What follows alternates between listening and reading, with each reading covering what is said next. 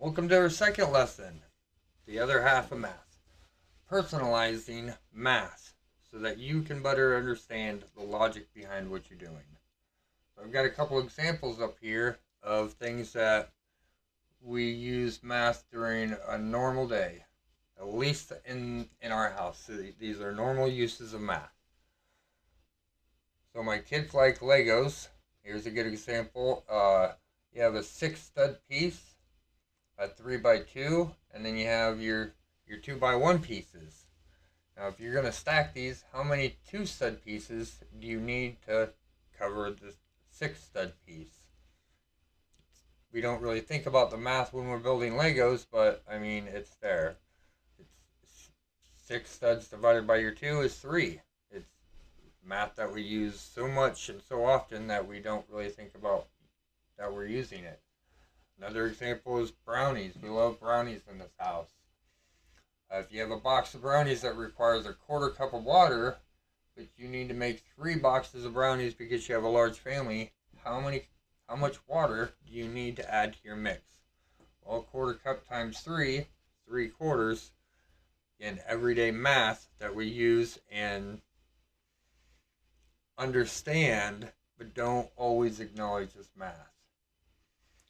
Down here in the red, I have a little more complicated example that I use rather constantly as a carpet installer. So the red square here is a room, and our blue lines are our carpet. I need to know how much carpet or how big of a roll I need to do this entire room. It's 16 foot wide by 15 foot 9 in length here. Carpet comes in 12-foot rolls, so I'm not going to come clear to the edge. So 12 foot by 15 foot 9 roll, since I can't, 12 foot is, I'm stuck with that as my width for carpet. So 15 foot 9 would get my length, but I still wouldn't cover this width. And 16 foot in width minus the 12 foot in width that I have in carpet leaves me with 4 foot needed over here.